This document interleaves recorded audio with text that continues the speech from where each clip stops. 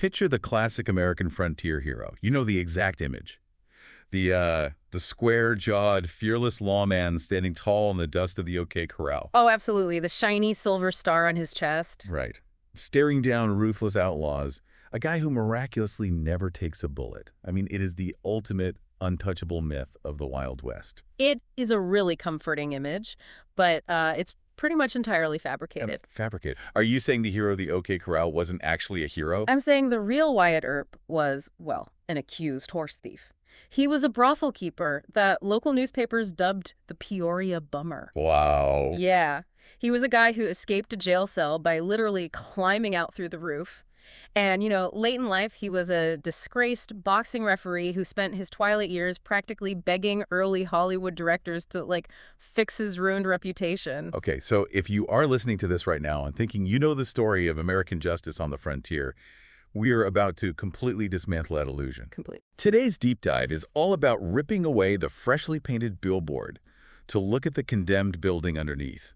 Think of our modern view of Earp like an Instagram filter, right? All the gritty, unsavory details have been totally smoothed out by Hollywood. Right, they just airbrushed the history. Exactly.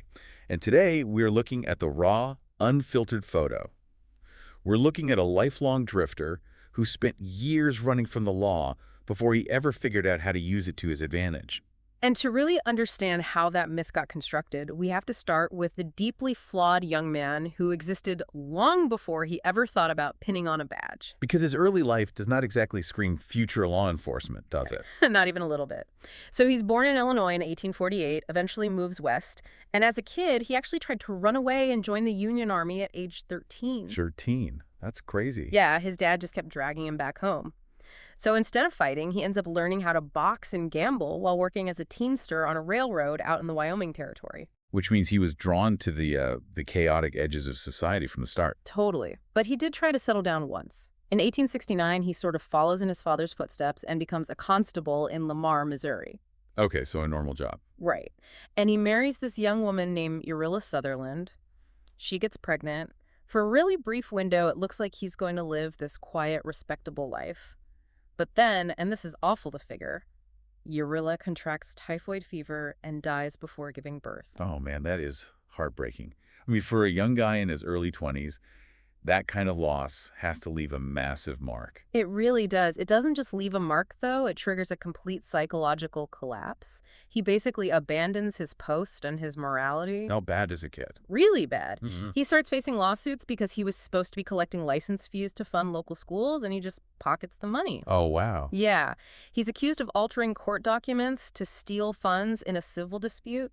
And then the real turning point in 1871, he is accused of stealing 2 horses in Indian Territory. Wait, so he goes from a grieving widower to an escaped horse thief and, embezzler. Pretty much, yeah. How does a guy with a rap sheet like this ever manage to become the law? Also, stealing a horse sounds like a classic Western movie trope, but out there, wasn't that a particularly severe crime? Oh, it was a federal offense. Stealing horses in Indian Territory destabilized these really fragile treaties and could spark violent retaliation. It was literally a hanging offense. Seriously. Yes. So Wyatt is arrested, his bail is set, but before his hearing, he quietly sells off his property, breaks out of his jail cell by actually climbing through the roof, and flees the state entirely. Just gone. Gone. He resurfaces in Peoria, Illinois. And Peoria in the 1870s was this wide-open vice city, right? It was Rivertown politics at its finest. Exactly. And Wyatt dives right into the criminal underworld. He gets arrested multiple times for being in brothels. In fact, he gets raided aboard a floating brothel called the Beardstown Gunboat. A floating brothel. Yeah, a boat.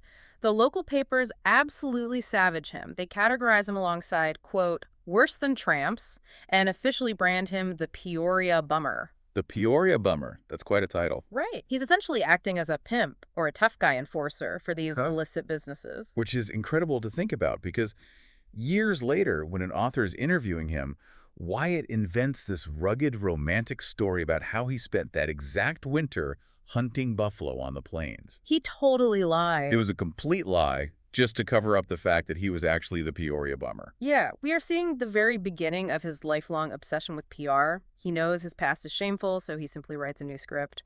But he can't stay in Illinois forever. He needs a fresh start. So he moves to where the money and the chaos were peaking, right? The booming Kansas cow towns. Exactly. He follows his brother James to Wichita, Kansas in 1874.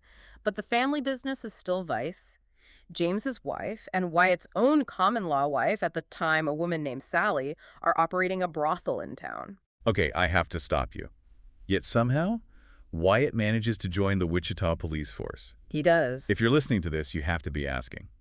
It really seems like the line between lawman and criminal back then was just a piece of tin. If your family runs a brothel, you can still be the police chief. Were these towns just desperate? Well, it comes down to understanding the mechanics of a frontier economy. These cow towns were pop-up economies fueled entirely by cattle drives. Cowboys spent months on the trail getting paid in one lump sum. They want to spend it. Right. When they hit Wichita, they wanted to drink, gamble, and visit brothels. The city council didn't want to outlaw the vice. They wanted to tax it. Ah, so they didn't need a moral crusader. They just needed a bouncer. Precisely. They needed a tough guy to act as a human firewall so the cowboys wouldn't, burn the town down while spending their money. Wyatt was big, imposing, and he knew how to throw a punch. And he actually earned a pretty good reputation as an officer in Wichita, didn't he? He did, but he couldn't keep his temper in check. He ends up getting fired because he gets into a physical fistfight with his boss's political opponent. So he does. So he packs up and moves to the queen of the cow towns, Dodge City, Kansas, where he becomes an assistant marshal. And this is where he meets a very important figure. Right. Doc Holliday. So it's 1878. Wyatt is tracking an outlaw down in Texas. He walks into a saloon to ask for info, and the owner points him to this gambler playing cards in the back. That's John Doc Holliday, a highly educated former dentist. Yeah, the dentist turned deadly gambler. And Doc Holliday comes back into the picture in a major way later in Dodge City, because a bunch of drunken cowboys are shooting up a saloon, harassing the customers. Wyatt bursts through the front door, totally outnumbered, guns pointed right at him. A really bad spot. And sitting in the back of the room playing cards is Doc Holliday.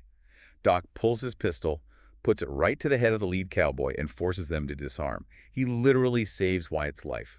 And that single moment cements this lifelong friendship based entirely on loyalty. I mean, Doc Holliday wasn't a hero. He was an unpredictable, deadly guy. But Wyatt valued loyalty above all else. Right. However, as Dodge City began to settle down and become civilized, the lucrative fines and vice taxes dried up. Wyatt got restless. A peaceful town is a bankrupt town for a guy in his line of work. So where do you go when you've accidentally done your job too well? You chase the next boom. And for Wyatt, that was the silver mining town of Tombstone, Arizona. He arrives there in 1879. And when he arrives, his primary goal is not establishing law and order. It is entirely financial. He wants the incredibly lucrative position of county sheriff. Why sheriff, though? Was it just for the prestige? Not at all. In the territorial system, the county sheriff was also the county tax collector, and he got to keep a 10% cut of all the taxes collected. 10% of a silver boomtown. Yes, that was an absolute fortune. We're talking the equivalent of over $1 million a year in today's money. Okay, this doesn't sound like a classic Western movie anymore. It sounds like a prestige HBO drama. You've got corrupt elections, love triangles, and lawmen fighting over tax revenue. It is totally an HBO drama. Wyatt actually makes a backroom deal with a seasoned politician named Johnny Behan. If Wyatt drops out of the race, Behan promises to appoint him as his undersheriff so they can share the wealth. But let me guess. Behan wins and breaks the promise. He breaks it immediately, freezes Wyatt out entirely. And adding fuel to this political rivalry is a very messy love triangle. Johnny Behan has a beautiful young mistress named Josephine Marcus, who goes by Sadie. Right. Sadie eventually kicks Behan out and leaves him for Wyatt Earp. Well, by the way, Wyatt is still living with his current common-law wife, Maddie. Yes, and Maddie's story is tragic. She was suffering from severe headaches and became heavily addicted to laudanum. That was an opium tincture widely prescribed to women at the time for almost any ailment, and it was highly addictive. And she later ends up committing suicide, right? Yeah. Which is a dark reality that gets completely erased from the later heroic biographies. Completely erased. So the personal drama alone is a powder keg, but then you have to factor in the cowboys. And for anyone listening, we aren't talking about guys gently herding cattle on the range. Right. In this specific region of Arizona, cowboy was basically a noun used to describe an organized syndicate of rural outlaws cattle rustlers, and stagecoach robbers. The Clantons and the McClorys were prominent figures in that. Exactly. But Wyatt didn't hate them immediately. When he was town marshal, he actually saved a cowboy named Curly Bill Brocious from a lynch mob. Oh, because Curly Bill accidentally shot the previous marshal, right? Yes, and Wyatt protected him from the mob. But the relationship deteriorated quickly. The cowboys represented the rural, untamed element making money through theft. The Earps represented the town's business interests, the northern investors who wanted law in order to protect their silver mines. So it was really a battle for the economic control of the county. Exactly, and the cowboys continued to rob stagecoaches, intimidate townspeople, and repeatedly threaten the Earps with death. Which brings us to a freezing Wednesday afternoon, October 26, 1881. The gunfight at the OK Corral. Here we go. So Virgil Earp, Wyatt's brother, is the town marshal at this point. He hears that the cowboys are gathering in a narrow vacant lot in town, heavily armed, making threats. And there's an ordinance against carrying weapons, right? Right. Virgil decides he has to enforce the town ordinance. He deputizes Wyatt, their brother Morgan, and Doc Holliday. They march down Fremont Street to disarm them. They find the cowboys standing just 6 to 10 feet apart. The shootout erupts, and it is incredibly fast. We are talking 30 seconds of absolute chaos and blinding black powder smoke. 30 seconds. 3 cowboys, Tom McClory, Frank McClory, and Billy Clanton, stand their ground and are killed. Virgil is shot in the calf. Morgan is hit across the back. Doc Holliday is grazed. But Wyatt miraculously emerges from the smoke completely unharmed, not a single scratch. It's amazing that this 30-second shootout is the defining moment of his life, but the aftermath seems so much more intense. Does the justice system just completely fail the Earps here? It absolutely fails them. At first, the cowboys and Sheriff Behan accuse the Earps of cold-blooded murder, claiming the cowboys had their hands up. But they're cleared, right? Yeah, there's this sprawling preliminary hearing. Justice Wells Spicer eventually clears the Earps, ruling they acted within their duties as lawmen. They are free, but their reputations in town are ruined. And the cowboys, they do not care about a judge's ruling. They plot brutal revenge. And this reveals a glaring structural weakness in frontier justice. Exactly. The civil system worked on paper, but territorial law was incredibly weak. Judges traveled circuits. Juries were made up of locals who were absolutely terrified of the cowboy syndicate. I mean, a guilty verdict against a cowboy was practically a death sentence for a jury member. Right. And local sheriffs sometimes relied on the very tax revenue the outlaws generated. So in late December, Virgil is ambushed walking down the street at night. A shotgun blast from the shadows shatters his arm, permanently maiming him. And then, in March of 1882, the ultimate blow. Morgan Earp is playing billiards. An assassin shoots through the glass door of the parlor, striking Morgan in the spine.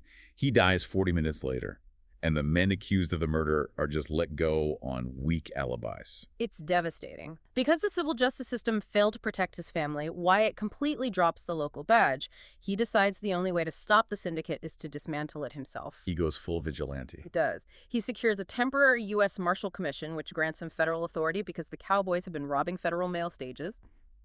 He forms a posse, and he just goes on a 2-week killing spree. This is the famous Earp Vendetta ride. They hunt down Frank Stillwell at a train station in Tucson, right? Wyatt actually identified him by tracking his distinct boot print in the mud. Then they find another outlaw, Indian Charlie, at a wood camp and kill him. And then they stumble upon a sprawling cowboy camp at Iron Springs. This is perhaps Wyatt's most astonishing gunfight. The posse is ambushed by heavy gunfire. Most of Wyatt's men retreat to cover, but Wyatt just stands his ground. Against Curly Bill, the guy he saved from the lynch mob. Yes. Curly Bill Brocious fires a shotgun at him and misses. Wyatt returns fire, hitting Curly Bill square in the chest with a shotgun, killing him instantly. And again, the craziest part of this whole story, Wyatt's heavy coat is shot to shreds on both sides. His saddle horn is shot off. His boot heel is clipped by a bullet. But he is never wounded. Not a single drop of his blood is spilled. It really builds a supernatural mystique around him. But the reality on the ground is that he is now a wanted man. Arizona issues warrants for his arrest for the murder of Frank Stillwell. So he has to flee the territory entirely. Yeah, he leaves his vendetta unfinished and becomes, once again, a drifter. So wait, he goes from an avenging federal marshal back to running from the law? Where does he even go from there? Colorado at first, and his fall from grace just continues. He actually pulls a gold brick scam on a tourist. Hold on, a gold brick scam. How does that even work in the 1890s? That sounds like a cartoon villain scheme. It's a very classic con. You take a heavy brick of lead, coat it in real gold, and drill a small hole in it. You fill that hole with solid gold shavings. When the greedy tourist wants to test it, you let them scrape out the hole, they get it assayed, the assayer says it's pure gold, Oh my God. and then you sell them a worthless chunk of lead for a fraction of what a real gold brick would cost. He literally went from a badge-wearing lawman to a scam artist selling painted rocks. That's an incredible fall from grace. It really is. He eventually ends up running saloons in San Diego. Yeah. But the ultimate public disgrace happens in San Francisco in 1896. The boxing match. Yes, the Fitzsimmons-Sharkey boxing match. This was billed as the heavyweight championship of the world. Enormous bets were placed. And Wyatt was chosen as a referee. As a last-minute referee, yeah, because the promoters needed a tough guy with a gun who couldn't be intimidated by the mob. During the fight, Fitzsimmons is completely dominating. He hits Sharkey with a debilitating punch to the solar plexus. Sharkey drops to the canvas, clutches his groin, and screams that he was hit with a low blow. Even though nobody in the 15,000-person crowd saw a foul. But Wyatt steps in and awards the fight and the staggering prize money to the battered Sharkey. The crowd just goes ballistic. Totally ballistic. The public and the press accuse Wyatt of being in on a conspiracy to fix the fight. He is dragged into court. He is pilloried in newspapers from coast to coast. Political cartoons mock him. How did he handle suddenly being a national villain? I mean, before this, he was a minor regional figure from a territorial gunfight. Right. Now the entire nation knows the name Wyatt Earp and they hate him. Well, if you are Wyatt Earp and your name is National Poison, what do? You run to the edge of the map. He and Josephine head to Alaska for the Nome Gold Rush. That's quite the change of scenery. Yeah, they open the Dexter Saloon in Nome. It's this luxurious two-story establishment. He makes an absolute fortune, an estimated $80,000, which is over $3 million today. He's rubbing elbows with writers like Jack London. But they can't hold on to the money, right? Because Josephine has a crippling gambling habit. She loses a fortune at the tables. She does. So they eventually leave Alaska and settle in Los Angeles. And this is where Wyatt begins the final and undoubtedly most successful campaign of his life, managing his own public relations. He becomes an unpaid film consultant for early Hollywood silent movies.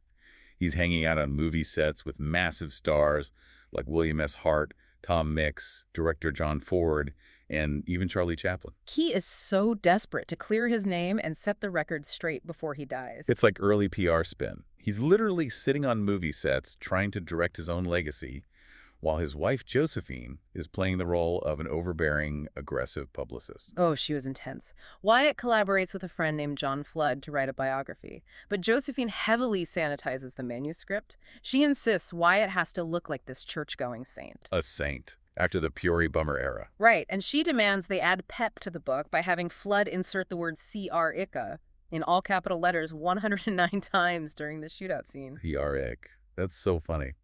Unsurprisingly, publishers reject the manuscript. It's terribly written and completely unbelievable. Yeah, it was a disaster. So Wyatt spends his final years living in rented bungalows, working small mining claims in the desert, just still hoping his story will be told his way. He dies in Los Angeles in 1929 at the age of 80. He was the last surviving Earp brother, the last man standing from the OK Corral, and his funeral was packed with Hollywood royalty. Yeah, the movie cowboys he consulted for served as his pallbearers. The great actor Tom Mix actually cried at the service. But the story has one final bizarre twist.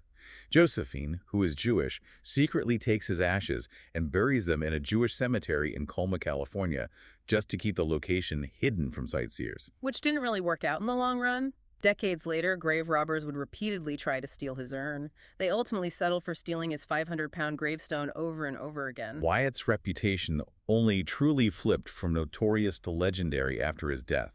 In 1931, a highly flattering best-selling biography called Wyatt Earp, Frontier Marshal, was published. And that book scrubbed away the brothels, the horse theft, the boxing scandal that gave America the clean myth it desperately wanted. He spent his entire life operating in the murky, gray area between lawman and outlaw. He was an opportunist, a loyal friend, and a ruthless enemy. Absolutely. But if you think about it, his greatest and most lasting achievement wasn't taming the Wild West. It was taming his own story. That's a great way to put it. Think about that for a second. We love the clean, simple image of the righteous hero because it is easy to digest. But Wyatt's real life asks us to consider something much more complicated.